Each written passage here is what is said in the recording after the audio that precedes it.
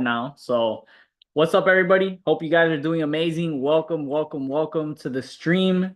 Super excited to be back here with you guys. It has been what has felt like forever since we've connected here on YouTube Live for our weekly market outlooks. A quick shout out to Brent for holding it down these last couple of weeks. That I have been traveling and doing a bunch of other stuff. But again, we are back in the mix, ready to go. So super grateful, super excited. Let's go ahead and send these links out and flood this up. But we should be live now, should be good to go. So yeah, without further ado, let's waste no time. I got my amazing co-host, the one and only Mr. Brent Badal in the building. How you feeling, bro? Yo, what's up, bro? Good to have you back. Of course, the Thank NAS you. bros are back in action. But yeah, 100%. it's been a chilly morning here in Texas. I don't know how it is Yeah, over here for Houston, but over yeah, here, it it's is. like, yo, what the hell? I gotta go spray up the sweater, the hoodie, everything again. But we're good, bro. Yeah, We're good. We're live. We're about to continue to do what we do, and this one's gonna be fun because the last one that I held it down, I projected some numbers. What do I gotta say? As usual, worked out. But I think this is gonna be a special one because of Bitcoin, because we're about to say we told you so 3, 4 months ago. We told you so. So I think this is gonna be a fun little outlook haul for sure, bro. So let's get to it. for sure, bro. Alrighty, guys. So I see everybody flooding into the chats. We got Noemi, Benjamin, Peter, Chris, Jeremy, Steven, Lucas, Alex, Lenny, Sandra. Let's go. Awesome. Appreciate you guys for tapping in. So, guys, remember, we're always going to hold true to our goal. We want to hit always new numbers as far as our live audience goes here on YouTube Live. So we do appreciate each and every single one of you guys that are here. We still are doing the giveaway once we hit 300 live viewers here on YouTube. So guys, if you want a chance at a free funded challenge account with TradeX Mastery, let's go for that goal of 300 live viewers here on the YouTube. As we kick off this weekly market outlook, I know that we gave away our first account a while back. And I know eventually we'll get these numbers up when the time is right, but it's all up to you guys to push for that goal. But regardless, we're gonna go ahead and get into this outlook. For those who it may be your first time ever being on one of these calls, we usually kick things off with Brent covering the fundamentals, which is gonna be absolutely crucial this week, not just with Forex Factory, red folders, and all that good stuff that we usually see, but I think Brent will agree that right now, with the tariffs and kind of the fear index that we're seeing in the market, it's gonna be. I mean, we've been saying the market's gonna be interesting for like a little bit now, but it just continues to stay interesting, with everything going on like globally with politics and everything. So we got a lot to unpack here. So I'm gonna get out of the way here and let Brent kick things off the right way with the fundamentals. And yeah, guys, let's run it up. Yes, it's definitely going to be a very interesting, intriguing week for sure. So right now, as we know, typically we don't see anything happen on a Sunday. The only thing you really want to pay attention to is just news in itself, right? Things that could happen, major news with companies or governments, all that type of stuff, right? But right now, nothing really. I think the only thing that I saw as of yesterday, like those weird kind of market closed, is that Argentina already said, hey, you know what? I don't do tariffs. If you don't do tariffs, cool. They already made that kind of like verbal agreement to sit down and talk about it. Today they announced that a bunch of other countries, including Vietnam, which is huge, Vietnam as well, was like, hey, let's just chill down both of each other and make it even. Let's talk. So that's really good. So those are the type of news that you might see fluctuate the market over a weekend thing, and especially could affect as far as the open, right? Now, tomorrow, Monday, kind of chill. Only thing that I will say you guys need to pay attention to is consumer credit. Consumer credit, we've been following it a couple months ago, last year ago, we've been following it as something like impactful because we keep on seeing it kind of worse. It goes down where the credit keeps on increasing, the purchasing's kind of low, the math isn't mathing, right? This time, for the first time in a very long time, we are seeing the forecast be lower than the previous. Typically, it's been the other way around. So this is huge news, right? This is big, good, like anti-recession news that we would be seeing right now. So a mixture. It could be a recession of, okay, is it that we're seeing less consumer credit because the purchasing is less or because the debt's being paid off, right? So we wouldn't know that until we see spending side, which we will have that, right? So it's going to be the first really interesting number that's going to be for the rest of the week. So we want to pay attention to the numbers that come out of that news. Not that we're going to actually trade it, but we want to pay attention to the numbers of it. Tuesday. Tuesday kind of chill as well. I mean, we do have small business index. It'll be interesting to see that part. API weekly statistic bulletin, which we haven't seen in, I think, forever. Like, this is really good to see. The American Petroleum Institute is putting out, Energy is putting out. We haven't seen these in a very long time. This is really good news as well to see this. Again, this helps out. This helps out at that point. Now, falling to Tuesday, Wednesday.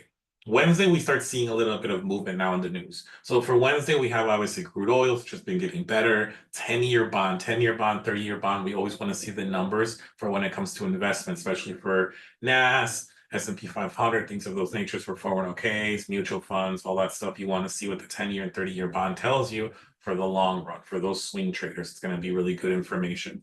FOMC meeting minutes. Now, this is red. I understand that. Don't freak out. It's not something that we're actually like trading. Do you know what I mean?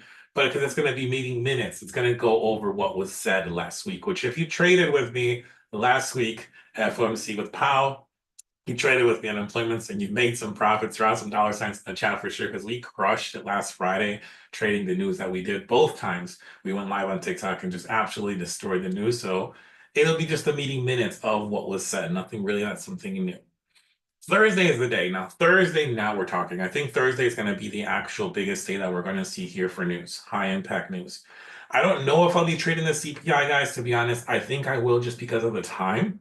I'm pretty sure I will. I'll try to at least to trade it on TikTok with you guys right before the money in the morning session on Thursday because I will be traveling Friday. So that's why I say it might be, might not, but most likely you will catch me trading that as well. So we have CPI happening at 7:30 with unemployment claims at the same time. Love it. Love it when we have both of those news at the same time. For the rest of the day, the other one we want to look at is 1, 30-year bond, 2, federal budget balance. This one again, right? I don't say this by getting political, guys, so don't take it the wrong way, but for the first time in a very long time, we are seeing the federal budget balance from the previous to the forecasted being cut down.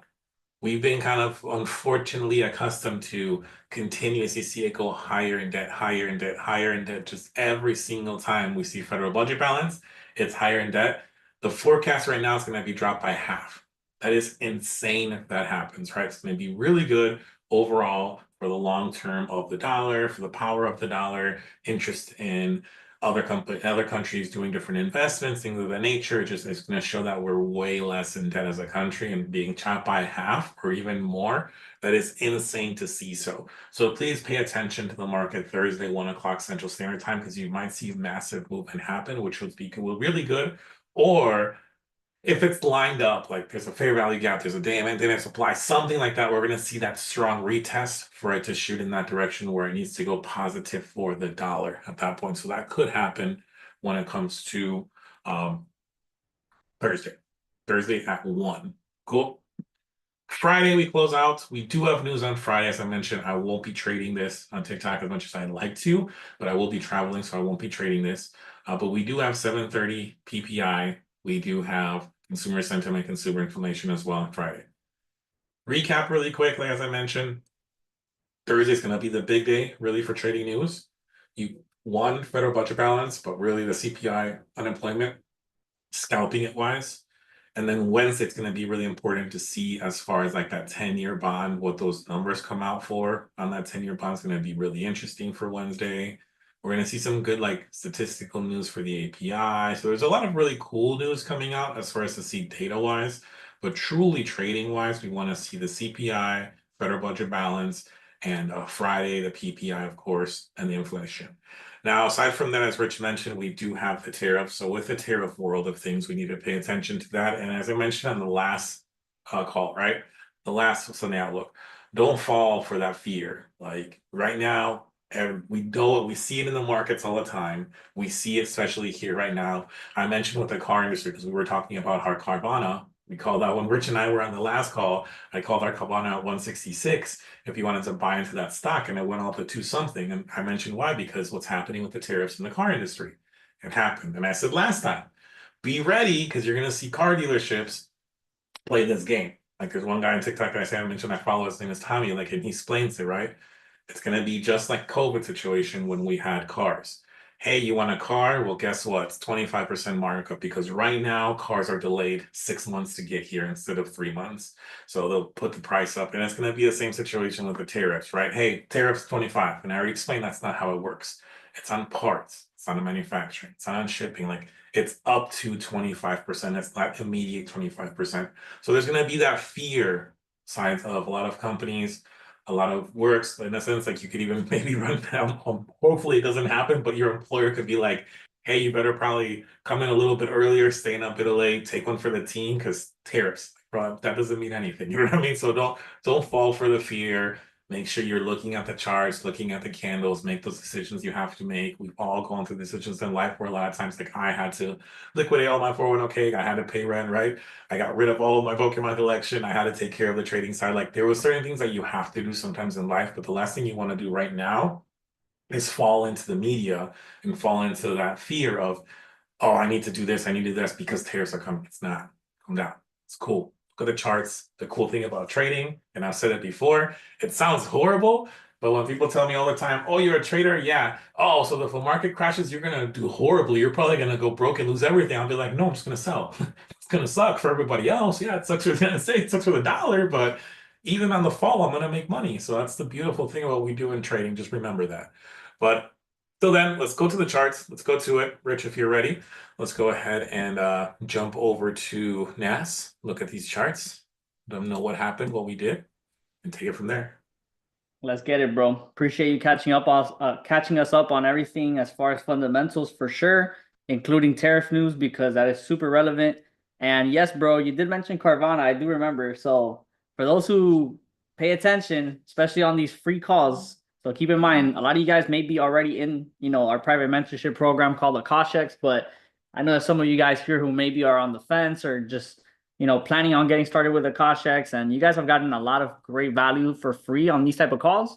So make sure you guys, make sure you guys plug in with Akashex because Brent is just really giving you guys only so much on these calls. You guys should see what he does live when it comes time to scalp Nas. And so that's what we want to bring up right now is just kind of look at what Nas has done. So let me share my screen here. All right, cool. So we should be able to see now. We for a little bit had Nas kind of make a small in the grand scheme of things, it looks like a small pullback. Obviously, when we're actually trading the market in real time, it didn't look like a small pullback. It looked like we were gonna start pushing bullish. But man, we've been talking about bearish targets for a really long time. And I know Brent, you had some figures that, maybe a couple weeks ago seemed too good to be true. Like, no way we hit these type of bearish targets, right? But nonetheless, we've been hitting them. I remember when we started getting this pullback here in this area, kind of just pushing us back into the 20Ks. I said, look, if for now we got to trade the bullish price action short term if we see opportunities there, on an intraday perspective. But make no mistake, once we took all-time highs, we really started shifting the structure very dramatically below all of these major lows. And this was one pullback, but as soon as we started crashing back down last week, I started telling you guys, and I know Brent mentioned as well, all of these lows that the market had put in back in 2024 as being really important liquidity targets, right? So there's a lot of different, things that we talk about as far as technical analysis goes. Me and Brent share certain things that we both do, and then we have our certain indicators or strategies that are slightly different for executing entries, but nonetheless, we're always pretty much on the same page about, long-term, projections and the reasons why price should get to where it goes, etc. And so we're seeing right now the market absolutely going for these obvious liquidity points that for beginners or people that don't know about those concepts may not be so obvious, but just keep in mind, guys, all these points where we saw in 2024 price kind of have these strong dips that created those really big impulses, right? Strong dips that created those big impulses. Those are areas where buyers really stepped in heavy last year and started really continuing to push up the Nasdaq. And so now that we've basically seen the market show a willingness to crash, it's going to start targeting liquidity from these areas. So we already saw one level that if you're in the NAS chat and Akashics, we talked about 18,325, 18,300, give or take. We absolutely ran through that on Friday. And we ended the day basically tapping into 17,250. Again, your broker might be slightly different, but more or less you should be in the same ballpark. Visually, if you look at the daily and the weekly time frames, it is inevitable. Now, don't get me wrong, I wouldn't be surprised if we actually get a strong pullback at some point as well.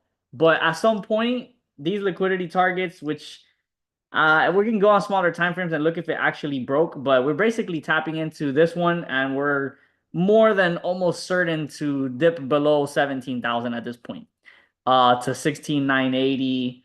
And then from there, we'll continue to evaluate like how much further do we really want to go, right? Next liquidity target after that, I would say is somewhere in that 14,000 price point. And again, that sounds super crazy in the grand scheme of things, but I mean, it sounded crazy to go from 21 to 17. So if we were able to do 21 to 17, it's not far-fetched that we just continue all the way to 14 as a potential.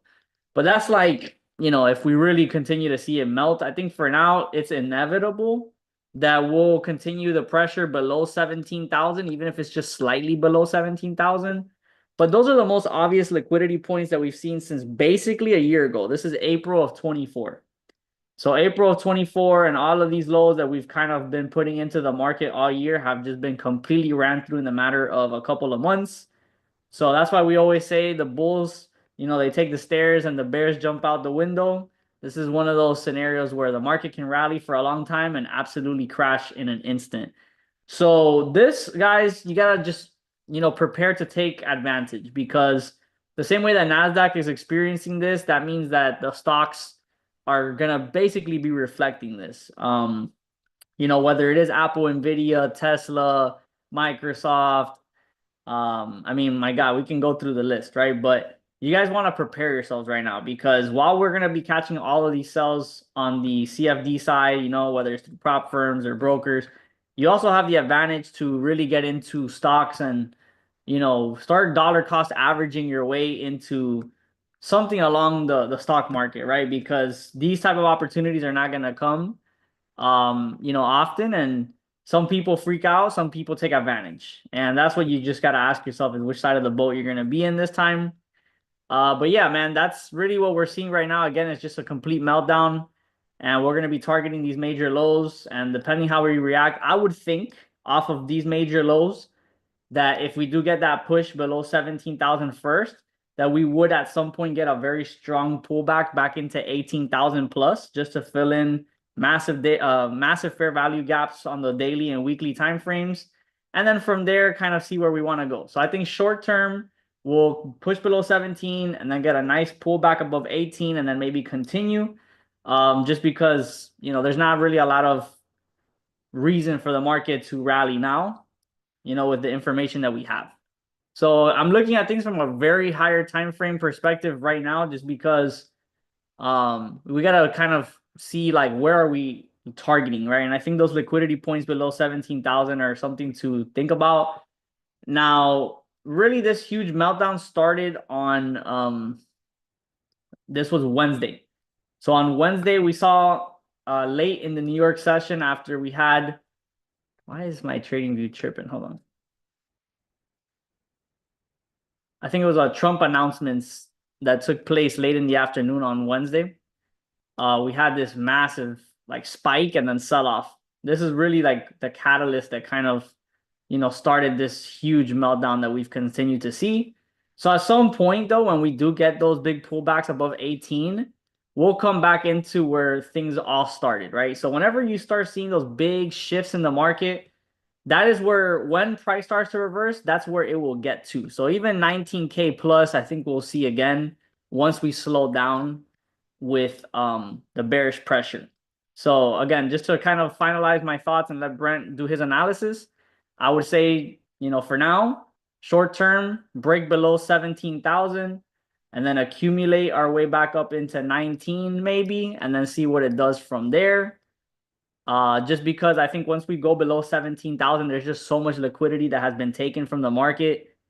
I think that would be the pivotal point for things to shift, and I don't think people would see it coming. So, when people start buying into the fear is when you probably should buy, and there's a lot of fear in the market right now. So, yeah, I wanted to show you guys this real quick. Fear greed index. I kind of posted this in the chats too, but this is kind of where we're at right now, extreme fear. So usually when extreme fear is kicking in, um I'm not saying buy, but we're in the emotional side of things where you want to start investing and not taking profit, right? A lot of people are going to be closing positions, getting out of markets, and I think this is where you should be dollar cost averaging into things. But yeah, that's it from my side, bro. I'm gonna let you break down NAS for us here. So yeah, appreciate Yep. you, bro. Let's get it. Let's get it. Love it. So, very similar to what you are. And fam, bear with me. You guys already know that my chicken scratch has a meaning to it. This is very zoomed out, and this is a 4 hour for a reason, okay?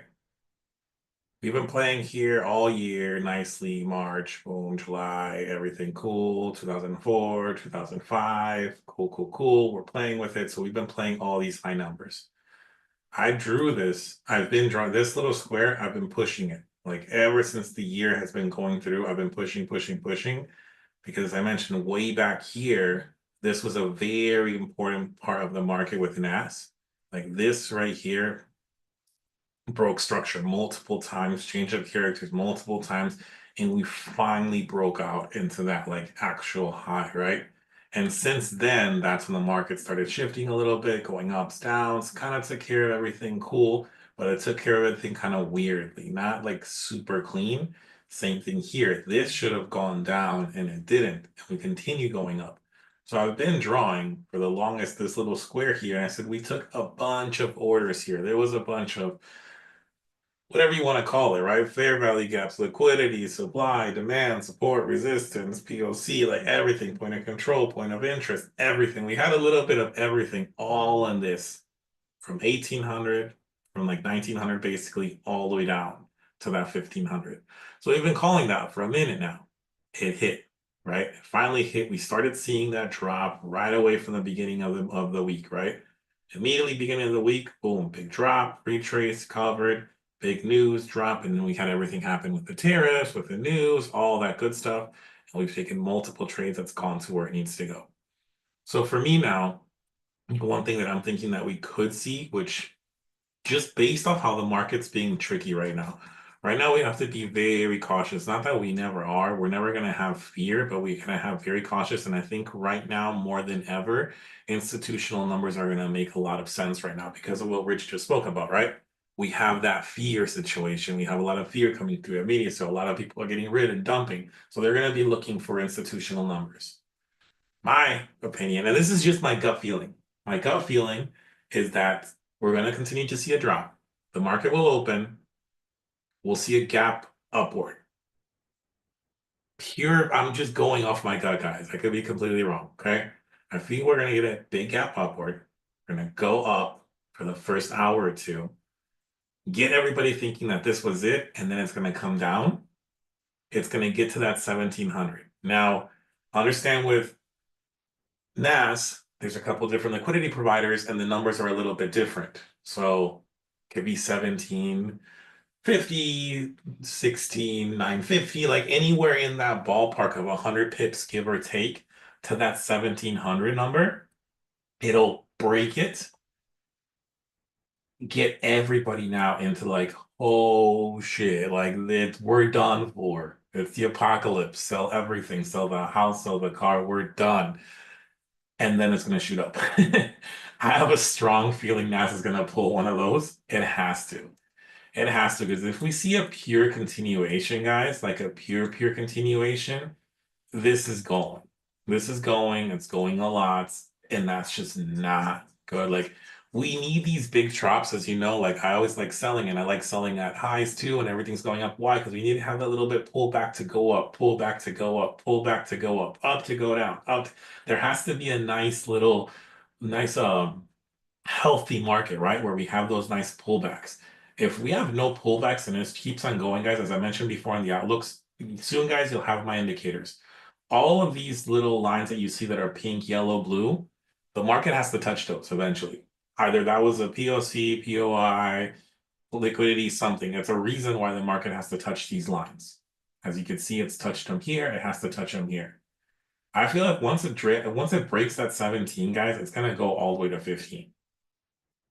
And it's gonna be tough for us to recover if we're gonna get a straight drop down from 17 to 15.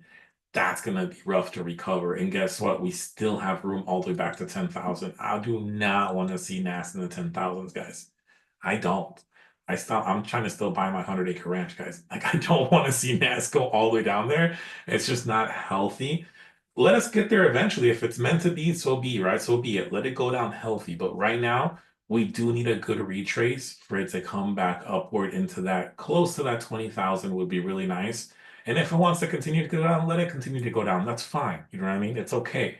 But for it to go straight down right now, that's going to be really rough. So I would love to see the market try to trick us, go up, open with a big gap. We know that we recover that gap, but it'll fake the market into that it's buying and it's going back into that direction to drop into that 1700, fake that it breaks it, gets everybody into sells, and then it shoots up. And then for the rest of the week, we see nothing but upward until Thursday. Once we have Thursday news, then we see another big drop on Thursday news. Which again, Thursday news I don't like going off the news because that's all smoke, but this week, like federal funds should be great. CPI should be great. PPI should be great, which is rare. We're not used to that, right? But if all those are great, then that means NAS will continue to go up. So this is all good news for NAS to continue going up to recover with all the news. Yes, we just had the tariffs. We had the, oh, sell everything, freak, pandemonium, drop. And now it's going to be like, wait a second, what did we just sell for? If CPI is good, PPI is good, federal funds are chopped in half, like, what did we just do? Okay, let's get back in there. And next thing you know, everybody will start buying again, right? So I think we should see more of that, more or less than anything. So I'm targeting that 1700 to merely make a decision of what's going to happen. Are we going to buy from that 1700, wait for those Liberty buys and play the sells in between? Are we going to break it and just completely sell all the way to 15? So that's it for me for NAS, but thankfully this week we had a great week, caught a bunch of great trades on that side of for sure. Rich called out some amazing trade alerts as well. Touched on Friday too, that was a really good one, bro. So let's continue having an amazing Friday, an amazing week as well for NAS. Now going a little bit into the crypto side, and then I'll pass it back to you, Rich. On the crypto side of things, so for XLM, as we know, we've been waiting for XLM at 20 cents to 18 cents. We're close, guys. We are very close, 23 cents. Of course, with crypto, guys, especially right now and everything going on, like I wanted to buy, I'm still buying XLM, but I wanted to buy XLM when it was chill, slowly going down into that 20 cents range, not in the matter of like, okay, damn, in the last 24 hours, it just dropped to 20, right? I'm still buying in between that 18 and 20 cents. It'll be a little bit increments. You don't risk what you can't afford to lose. This either goes to zero and then it recovers, or it goes all the way up and we do what we normally do, like we would do with ADA, right? Once your money doubles, you take out the initial investment, then you leave that and it grows to your targets and you take it out 3 times. So my total time for that is going to be $4.20 is my total that I'm going for XLM. ADA, I'll get back into ADA if it comes back into our original position of ADA. So ADA, our original position that we got in September was at 30 something cents. So if it goes back into that 30-ish cents, I'll go back into ADA again for one more run. And Bitcoin. So Bitcoin, okay, Link, sorry guys. Chainlink is taking a big dump too. Chainlink, as I said, I would really like to get it somewhere around that $6-7 range. That's where I would like to get back into Chainlink. So time's coming. Clock is ticking. We're looking like we're getting into our entries that I've been waiting for a while. It's going to be super interesting to see what happens. Two things can happen, guys. Either it goes to zero or it goes to hero, one or the other. So excited for those for sure. Now, Bitcoin, I hate to say I told you so, but I told you so. So I'm gonna really quick for the next 5 minutes, and then I'll pass it to Rich, right? So yes, the numbers that I've been saying, same thing, Rich. We've been aligned very close to those numbers. I've been saying Bitcoin goes to 76. Once it breaks 76, it goes to 64, right? That's what we've been calling. That's what we've been looking. It's getting super close to it now. Now, the biggest thing that I said, and I showed this before on a Sunday Outlook call. I remember Rich wasn't here; he was traveling that time as well. But I'm gonna go ahead and zoom this out because when in doubt, you zoom out, guys. When in doubt, you zoom out. What you have to do. Okay. Bitcoin is at 10,000. Bitcoin here is at 1,000, goes to 20,000 to drop back down to 6,000. 6,000, it goes down to 2,000 to go up to 14,000 to drop down to 4,000 to go back up to 12,000. Then we get a big rise, 41.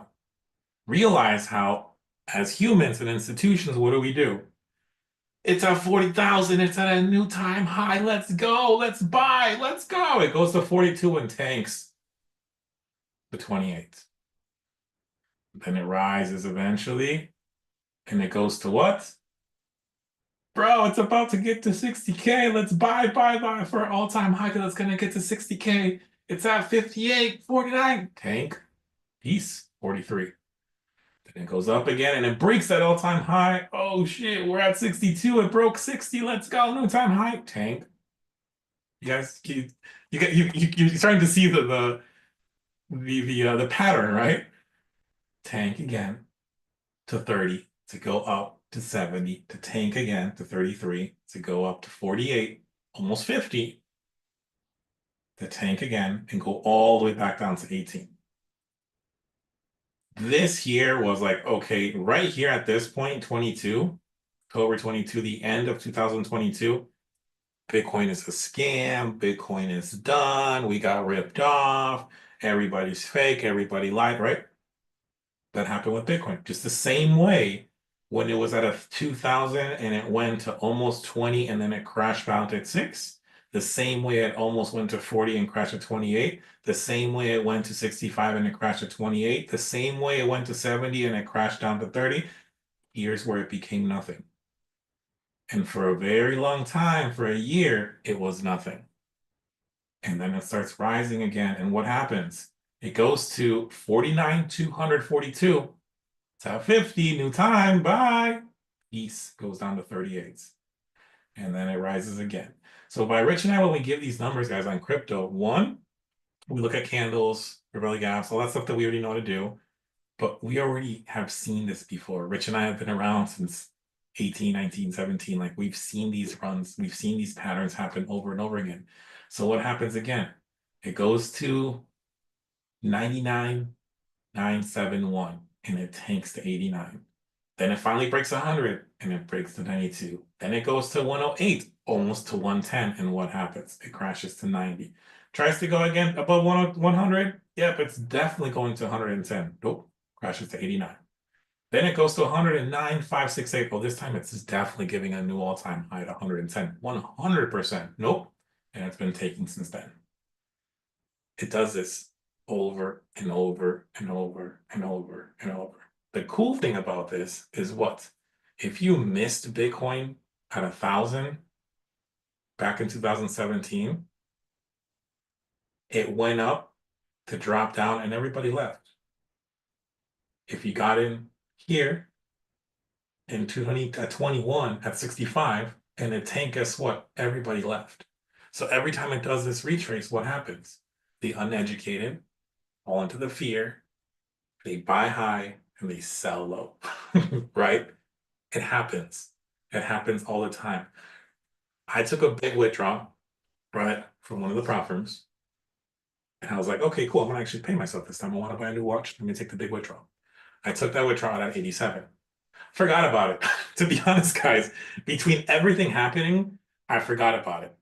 And then my watch guy was like, yo, Brent's gonna want them. I'm like, oh, let me check really quick. And I look at Bitcoin because he lets me pay him in Bitcoin. And then I look at it, I was like, oh, Bitcoin's at 82. I was like, give me 1 second, bro. That's not, I don't wanna, I just transferred it from my prop firm wallet to my crypto wallet right about 87. I don't want to have to cash it or change it like I'm gonna lose. You know what I mean? So I've been in that pattern right now. I needed to go to 88.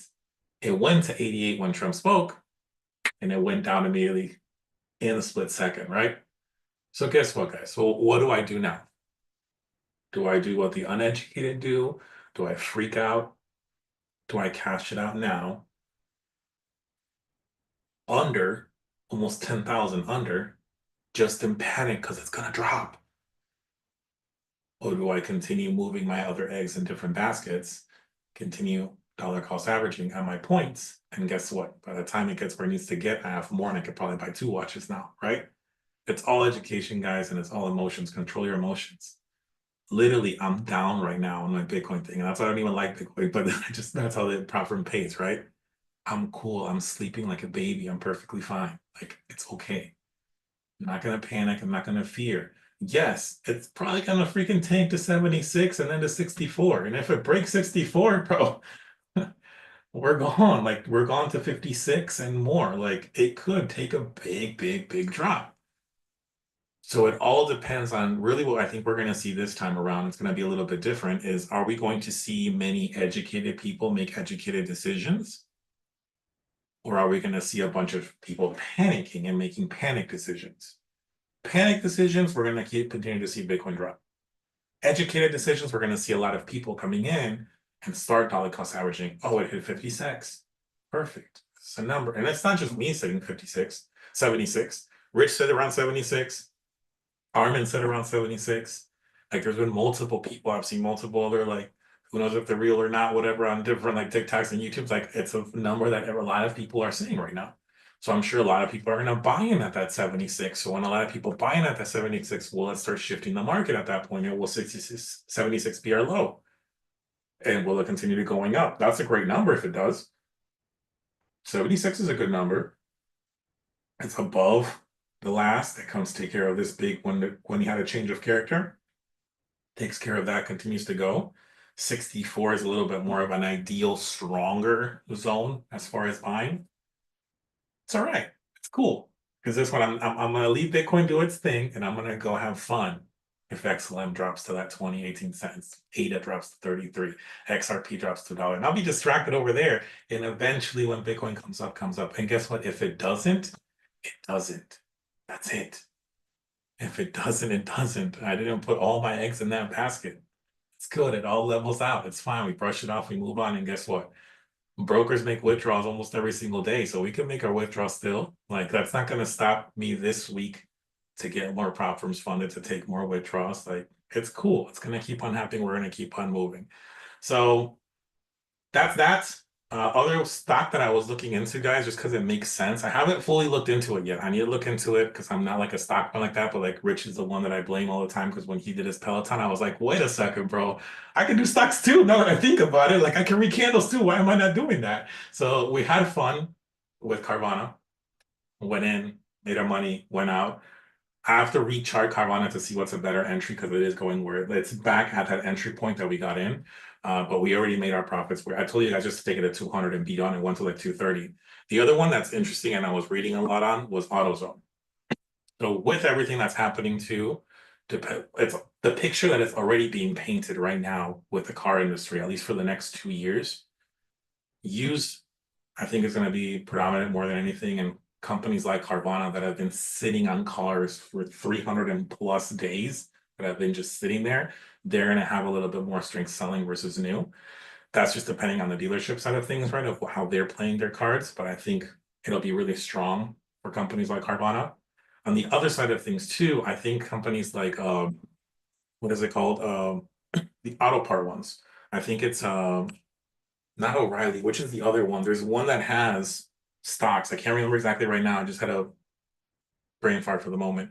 But there's an auto part one, a major auto Oh, part. advanced auto parts? I think yeah, Advanced Auto Parts. So they have stock, they've had stock for a long time, and they're actually one of like they have multiple branches underneath them as well.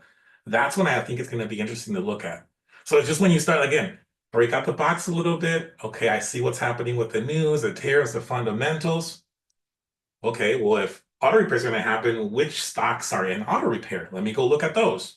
You know what I mean? Like AutoZone, Advanced Auto Parts, like all of those have Napa. So it's like a lot of those have stocks too. So it's just interesting to see, like, okay, which out of Napa, AutoZone, Advanced, which is the one that has more branches, which is the one that's had more stocks, which is the one that has like you just start deep diving and you play a little bit. You play a little around with your profits, and then that's when you start just spreading them around here and there, see what happens. Umbrellas, yep, exactly. You just play with it. So that's homework for you guys. Now I just gave you guys something fun to look at, look around with. You might find a stock that you like, spread a little bit, sprinkle a little bit on there, and next thing you know, it might grow into something, right? It's just a little way to have fun. But pass it back to you, Rich. I don't know if you have anything as far as crypto side of things before we wrap it up. Yeah, I'll keep it very, very brief.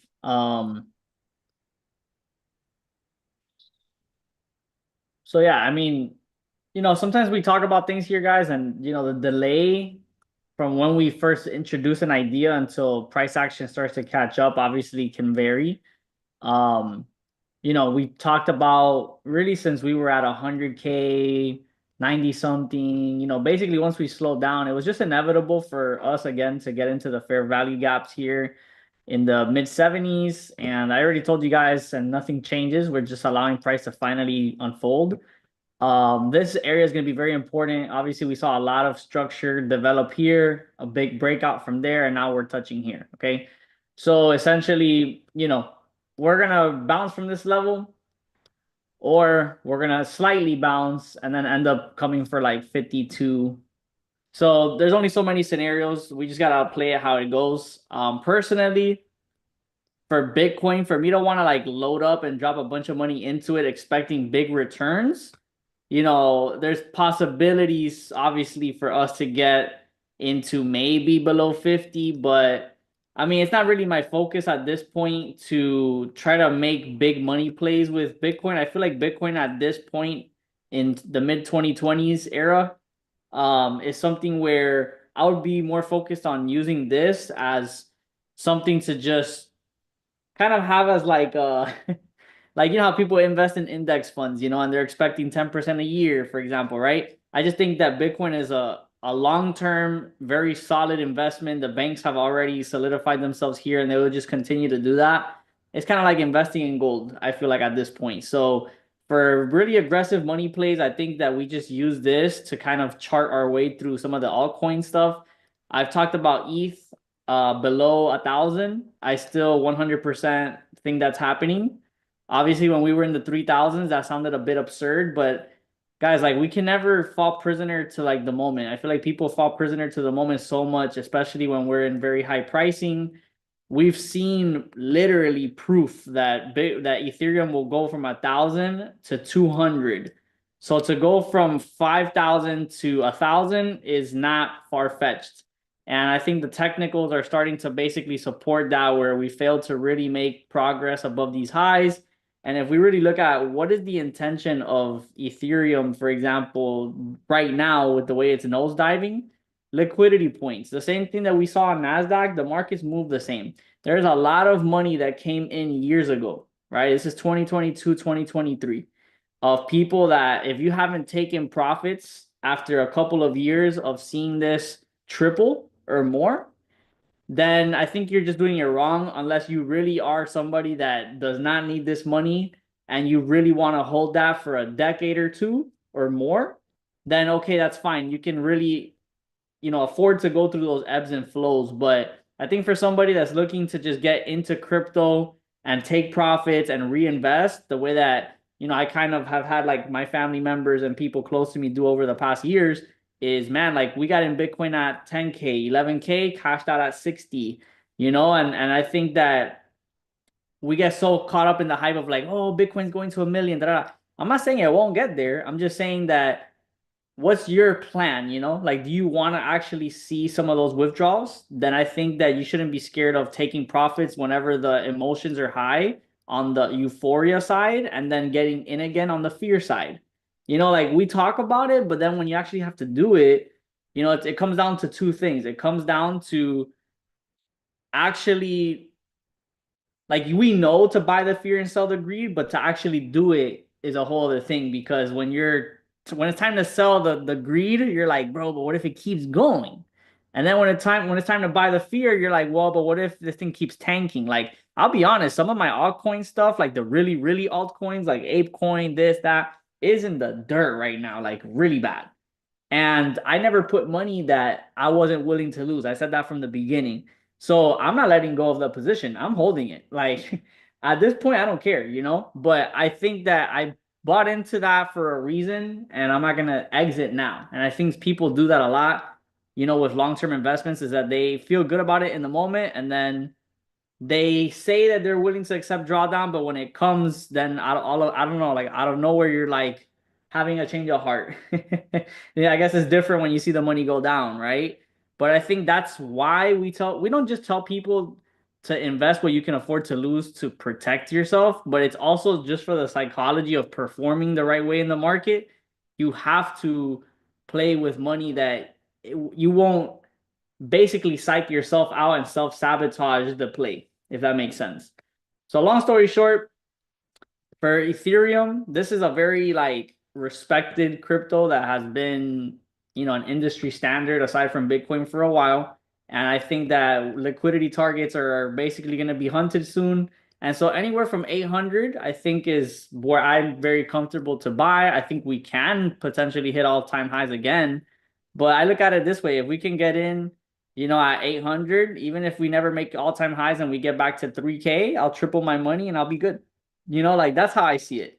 So I will be very interested in 800 Ethereum. I've said this before. I think I posted it on my channel with like sticky note. I put like a sticky note with a couple different prices. I put like Ethereum at 1,000. But basically like these liquidity points right here is where I'm really interested. Um, XRP, nothing's changed. I still tell y'all, oh my God, bro. When XRP hit all-time highs here, have people like, oh, you're dumb for letting go of your XRP. And I'm like, I get it if you're thinking like super long term, but like I 5x, so why the hell do I care? You know, like I'm telling you it's gonna get to $1 again. We'll see. But I said that up here. I didn't say that down here. It's easy to say, oh yeah, we're getting to $1 when it's at $1.20. I'm talking about it's gonna go to $1 when we're at all-time highs. Like that's how you need to be calling your plays. Don't call plays when it's easy to call plays. Call plays when it doesn't make sense to nobody, because that's when you know. You know what I mean? So I've been saying $1. I will get in at $1, and I think that at $1, can it get to 80 cents, 60 cents? Yeah, I'm not saying we're gonna get in at $1 and then right at $1 is gonna shoot up. I'm just saying $1 is where I start to really be comfortable with entering. And if it goes to 80, 60, and I want to throw in more, fine. But $1 is gonna stay what I've said. Nothing's changed. Solana, same thing. Marianne is like, this is like her baby when it comes to cryptos. And I've told you guys, Solana's gonna get to 60, 50, 40. There's no way, there's no way, there's no way. It's at 300 something almost. So at 290, almost 300. Okay, I set it at 300. Solana will come back below 100 for sure, back into 60 to 80s, because market mechanics and history show itself. Like, if guys, just look at it. We've gone from 20 to 250 to 20. So to go from 300 to 80, 60, 40, it's definitely very possible, and I think it's already inevitable. So I think Solana, ETH, XRP, and Bitcoin are the big four in general, like for a long time. And I do like reinvesting in them when we have those cycles of fear and really strong, you know, it's hard to call it a pullback when it crashes like 80%, but that's how crypto is still. So all I'm saying is, man, like if you buy Solana, XRP, ETH, Bitcoin, when it's at its highs and everybody's talking about it, you just still haven't learned. Like you still allow public opinion to influence your investing decisions. And I think that you're just gonna not really make the most out of it. I think you need to do the opposite, which is easy to say, hard to do, but you're listening to me, Brent, and we're not even the quote unquote crypto people in Akashex, you know? But charts are charts, like Brent said. Price action is price action, history is history. And so I just think that when you think about buy low, sell high, and you mix that with the other concepts that we talk about, such as retracement points, fair value gaps, and you mix that with the fundamentals and timing, you know, like we're telling you guys the entries that we're taking. I'm not telling you to get in. This is not financial advice. I already told you I'm in the gutter right now with a couple altcoins, so I'll say it proudly on my chest, no problem. Because I said it from day one, like I don't know what's up with these altcoins. I don't. These altcoins could fall to the ground for all I know, you know.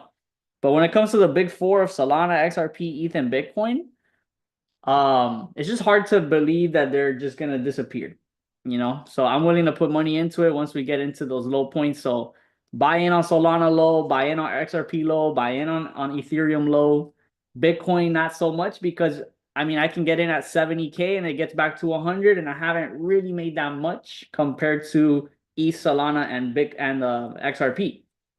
So I think even with XRP, Solana, and ETH, you're not even getting into like some sketchy project, meme coins, whatever, that have a high ROI potential, but it's a lot of risk. I think ETH, Solana, and XRP are overall really stable and are still going to give a lot of people the ability to double, triple, quadruple their money in the next year or two. And I think for people that are just getting into crypto or people that want to just see a win in crypto, I think those three are really like your best bets. Solana, XRP, and ETH. Just we gotta give it a little bit more time. So that's it, bro. From my end. So we covered a lot as far as NAS and crypto. Um, and yeah, man, we just gotta stay disciplined, prepare ourselves. And I say stay disciplined in the sense where it's like, man, obviously we have so many things we could do with our money nowadays, but it's just like we don't want to continue having patterns where we don't have capital ready to invest in moments like this. I feel like as you get older and you kind of have been trading for more than 2, 3, 5, 6, 7 years, you're like, damn, okay. Like I've seen a couple cycles, whether it's stock market, cryptos, and it's like I've already experienced once or twice actually on the crypto side where it's like, man, in 2018, when I didn't know anything about trading and I was making like, I don't know, less than 20 an hour, I wish I had money to throw into Bitcoin. 2022, I wish I had more money to have been putting into crypto at that time. So now it's like 2025 and we're basically in that next cycle. And it's like, how many times do you want to let a cycle pass you by? So I'm not saying sell your house and and put it into crypto necessarily, even though some people are gonna do that. But all I'm saying is like just make sure that you have something to put in and take advantage of the moment. So yeah, man, that's really it from my side. I don't know if you got any final thoughts. Now we'll go ahead and wrap it up. No, bro, we said it all. We said it as it is. So just gotta follow it through, follow the risk management plans. Don't follow your emotions and go with it. I mean, there are gut feelings, and there's one thing is a gut feeling, and another thing is emotion. Like a gut feeling will be like, damn, I'm gonna put $100 on this one off a gut feeling. That's a gut feeling, and it's okay if the 100 is willing to risk. I'm not gonna say I'm gonna put a reverse mortgage on my house for this gut right feeling. So follow it through. If right now, for whatever reason, you're in a position right now where you're like, damn, I don't have money to invest, chart your charts. Like, mark them up, chart them up, be right, because that knowledge is worth a lot more sometimes than the actual money itself. Because guess what? As I showed you right with Bitcoin, for whatever reason, you can't invest in this wave. It doesn't mean you're going to miss on this wave. You won't miss on this wave if you chart it up, you run through it, draw your charts. Cool, I was right. If I would have had the money, I would have put it in here. It would have played out right. Don't do it on demo accounts. Do it on your TradingView account. Like draw it up. So the next wave happens, you have that knowledge, you have that practice. And then right now, obviously, if you're with us, then you already know there's money to be made on that side because you can invite more people, you can make some residual income. So there's a lot of ways where you can still go ahead and make your money, right? So make sure you're reaching out to whoever invited you to this call if you want to learn a little bit more about Rich and myself, where to trade. If you found Rich because of Rich's social media, you found me because of my social media, then reach out to us individually so we can tell you where we trade, where we send our trade alerts, our live trades, all that extra stuff that we have. Follow us as well on our Instagrams, all of our other social medias to keep up with everything that we do. Most likely I will have Mindset Monday call. Like I said, this week is going to be really busy for me, but most likely I will have a Mindset Monday call tomorrow. Just keep an eye on the Instagram. I'll let you guys know what time that happens if it does happen. And till then, there's a lot of other stuff happening too. Of course, like I said, there's a lot of events coming up, a lot of good stuff. So just stay tuned, stay in your team, stay in the chat, stay positive. But that's it for me. As always, it's not about getting to the top, but it's about how many people you can bring with. So see you guys at the top. Let's get it. All right, y'all. You have an amazing rest of your Sunday. We'll see you guys on our live sessions and everything else if you guys are part of the team. If not, make sure you guys get started ASAP and let's make April a month to remember. Appreciate y'all, Brent. Thank you.